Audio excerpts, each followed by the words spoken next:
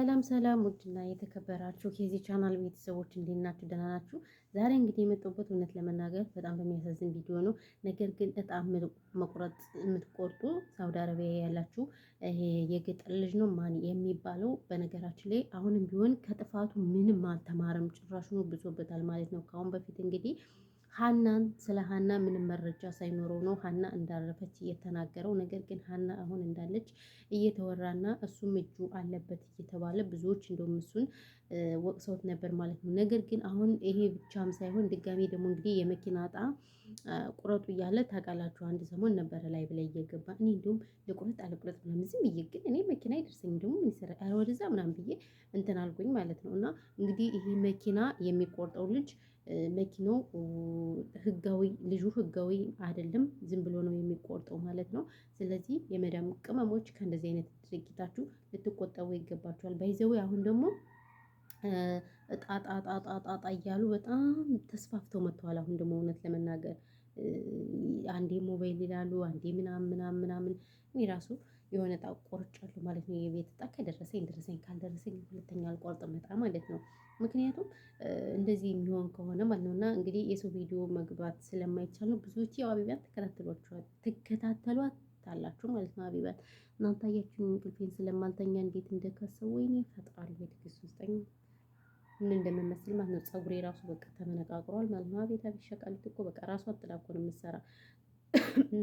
ምን ልላችሁ ፈልጌ ነው ቤተሰብ፣ ስለዚህ ብርድ አለ እኛ ጋር ማለት ነው። ብርድ ስላለ በጣም አስቸጋሪ ነው። እና ሳውዲ ያላችሁ እንዲሁም ሳውዲ ነው አብዛኛውን ሳውዲ ብቻ ነው መሰለኝ መቆረጥ የሚቻለው። አዎ ሌላ ሀገር መቆረጥ አይቻልም መሰለኝ ጋይስ። ስለዚህ ብዙ ሳውዲ ያሉ ልጆች ተበልተዋል አሉ። ስለዚህ ጥንቃቄ አድርጉ። 300 ሪያል እየተቀበሉ እና መኪናው አንድ ጊዜ እጣ ወጥተውበት አሉ፣ ሁለተኛ ደግሞ አሉ እጣ ወጥተውበት ነው አሉ ጋይስ። እኔ ቪዲዮ ማሰማት ስላልቻልኩኝ እንጂ ከሀቢባ ቤት መተው ምናምን ነገር እየተወራ ነበር። ስለዚህ ከእንደዚህ አይነት ነገራችሁ ልትቆጠቡ ይገባል። እኔ ባይዘው ይሄ የገጠር ልጅ የሚባል ነው ግርም ያለኝ። አስባችሁታል? አሁን ይሄ ማን ነው የሚባለው? ይሄ ወፍራሙ ሰውዬ በጣም ብዙ ገንዘብ ነው አሉ የሸከፈው። አቤት የመዳም ቅመሞችን አሁን ማለት ነው ብር ስጡን ብለው አልሰጣቸው ስንል ደግሞ ምን ቀይረው መጡ? ሀሳባቸውን በጣ ቀይረውት መጡ።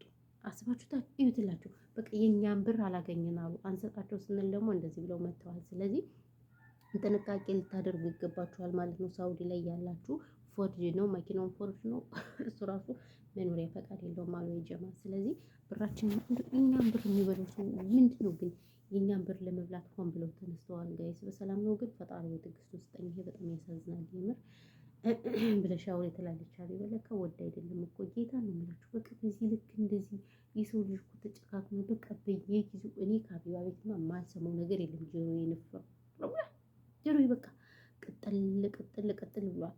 ስለዚህ እህቶች በየቦታው እጣ ሲጀመር ራሱ አይደርሰንም። ጌታ ነው የምላችሁ። እጣ በጣም ብዙ ነው፣ ብዙ ሰው ስለሆነ አይደርሰንም። ዝም ብለን ብቻ ለምን ለነሱ ለማይሆን ሰው ብራችን ከምናባክን ለእናታችን ቡና መጠጫ እንስጥ። ስንት የተራበ አለ። ለእነሱ ብንሰጣቸው ጸሎት ያደርጉልናል። ሀገራችን ሰላም ያደርግልን ብለው ለሀገራችን ጸሎት ያደርጋሉ፣ ዱዓ ያደርጋሉ። ለእነሱ ብንሰጥ እኛ ጽድቅ እየሆንን ለማናውቀው ሰው ለኮተታሙም ለምንም አንዴ እጣ ሲሉን አንዴ ቤተክርስቲያን ልንረዳ ነው ይሉናል፣ አንዴ ምን ይሉናል። ግን እኛ የምናውቀው ጉዳይ የለም። ስለዚህ እንደዛ አድርገን ነው እንትን ማለት ያለብን ቤተሰብ። ስለዚህ ብራችሁን ለማንም አትስጡ ነው የምለው። እኔ ይሄ እጣ ብዙም አልወደውም። አንድ ጊዜ እርሜን መኪና እጣ ቆርጬ አልደረሰኝም፣ እሱ ራሱ ማለት ነው አልደረሰኝም። ከዛ እንግዲህ አስጠላኝ። እንኳንስ አሁን ሳውዲ አረቢያ እጣ 300 ብር አስባችሁታል? ደግሞ አንድ እጣ 300 ብር ነው። እንግዲህ በኢትዮጵያ 300 ብር ስንት እንደሚሆን ምቱት ማለት ነው። አስባችሁታል? በጣም ብዙ ብር ነው ደግሞ እኮ የሚቆርጡት አንድ እጣ። በዚያ ከተባለ 2000 ብር ነው መቆረጥ ያለበት። 2000 ብር 1500 በቂ ነው። እነሱ ግን 300 ሪያል በሳውዲ 300 ሪያል። እኛ እንዴት ብለን እንደምናመጣው እኮ አያውቁም እኮ። ጌታ ነው የምላችሁ። እንዴት ብለን እንደው አፈር ብሎ አፈር ያስበላችሁ። የሆነ እንደው በቃ እኛን ብር ለመብላት ሆን ብላችሁ ተነስታችኋል። ምን እንደሆነ ችግራችሁ አላውቅም። ይቅርታ አድርጉልኝና ማለት ነውና እኔ እዚህ ጋር ጥፋት ያለበት ማን ነው ካላችሁ፣ የገጠር ልጅ በጣም ጥፋት አለበት። እውነት ለመናገር እውነቴን ነው የምላችሁ። የገጠር ልጅ በጣም ኃይለኛ ጥፋት አለበት። ድጋሜ ጥፋት። አሁንም ቢሆን ከስህተቱ ያልተማረ ሰው ማን ነው ካላችሁ እሱ ነው ማለት ነው። ደደብ ሲያስጠላ። እውነቴን ነው የምላችሁ። ከአሁን በፊት ስለ ሀና ስንት ነገር ተብሎ እኔ እንደውም ሳላቅ ራሱ ወይኔ ያንከላከሉት ወይኔ ምስኪን አሳዘነኝ ምናምን ምናምን እላለሁ። ነገር ግን አሁን እኔ በጣም አናዶኛል ይሄ ገጠር ልጅ የሚባለው ራሱ ለምን ሳያቅ ትክክለኛ ነገር ሳይሆን እንደዚህ ብሎ የእህቶችን ብር ማስበላት ለእሱ ተጠያቂ የሚያደርገው ይሄ የገጠር ልጅ ነው። ስለዚህ አሁን አርፎ አልሰራም ብሏል። ከአሁን በፊት ስለ ሀና አሁን ደግሞ ድጋሚ ይህን ስህተት ሰርቷል። ስለዚህ ይሄ የገጠር ልጅ ራሱ በህግ ተጠያቂ ነው መሆን ያለበት። እውነቴን ነው የምላችሁ እኛ የሰው ሽንት ቤት እያጠብን እንደው አያስቡልንም እንቅልፋችን ሳንተኛ። እውነቴን ነው የምላችሁ እንቅልፋችን ሳንተኛ ስንት ነገር እየተባለን ያመጣነውን ብር ማንም ውርጋጥ አንዴ ዕጣ ቁረጡ ይለናል፣ አንዴ ምን ይለናል፣ አንዴ በኦንላይን ስራ ይሉናል፣ አንዴ እንግሊዘኛ ተማሩ ይሉናል። ለዛ ሁሉ በቃ ብር ነው የሚያስወጡን። ብር እኔ መሆን ስልችት አሉኝ። በቃ ብር አስጠሉኝ። እኔ ማንን ባላወራ ደስታዬ የሆነ እህት ይሆነኛል ወንድም ይሆነኛል ብላችሁ የቀረባችሁት ሰው በቃ ገንዘብ ጋር ነው የተያያዙት። ገንዘብ ጋር ይህ ሰው ጋር መቅረብ ራሱ አሁን እያስጠላኝ ነው። ጌታ ነው የምላችሁ በጣም እያስጠላኝ ነው። የምሬን ነው የምላችሁ። እኔ ለራሴ ፀጉሬ እንደዚህ ቦራ ሁኜ እየሰራሁኝ እነሱ ይቀልዳሉ። ምንድን ነው ቀልደኛ ሁላ እና ያው ያለው ነገር ይሄ ነው። ስለዚህ አዲስ አጀንዳ ይዤላችሁ መጥቼ ነው የጀማ ማለት ነው። እና በተረፈ በጣም ያሳዝናል። ጌታ ነው የምላችሁ የምንሰማው የምናየው ነገር ሁሉ በቃ በጣም ነው የሚደብረው። ብቻ ምኑን ከምን ብዬ እንደምድን አንዳንዴ በጣም ግራ የሚያጋባኝ ጋይስ በጣም ከባድ ነው በቃ እና ይሄን ያለው ማለት ነው። ለማንኛውም እንግዲህ ራሳችሁን ጠብቁ ብላችሁ ራሳችሁን ጠብቁ። የተለያየ ሰው አንዴ ይሄ ይደርሳችኋል፣ አንዴ ምን ይላችኋል፣ አንዴ ምን ይላችኋል እያሉ ቢመጡ ብራችሁን አትስጡ ጋይስ። ምንም ፋይዳ የላቸውም እነዚህ፣ ምንም ጥቅም የላቸውም። ብራቸውን ብቻ ቀቅጥ አድርጉ። ጌታ ነው የምላችሁ ሁሉ ፎርጅድ፣ ሁሉ ሌባ፣ ሁሉ አጋሰስ ነውና ያው ይሄን ያለው ነገር። ሌላ ግን ምንም የምላችሁ ነገር የለም ቤተሰቦች። ለማንኛውም ሁላችሁም ሰላማችሁ ብዙ ትርፍርፍ ይበልልኝ እና እናመሰግናለን። እና ይሄ ነው ዛሬ ጥቁር ብያለሁ። ዛሬ ደግሞ እንቅልፌን ስለማልተኛ ፊት ታይኔ ይሄ ጥቁር በምን እንደሚወጣ አላውቅም። እንቅልፌን ስለማልተኛ እኮ ነው። እኔ ራሱ ምን እንደሚመስል ወይኔ እንግዲህ ወይኔ ይሄ ስልክ ግን እግዚአብሔር እኔን አበላሽቶኛል። በተለይ የቲክቶክ ላቆም እንደዚህ ቲክቶክ ማቆም አለብኝ። በይዘው ቲክቶክ ካላቆምኩ በጣም ከባድ ነው። እውነት ለመናገር አሁን ቲክቶክ ማቆም አለብኝ ጋይስ።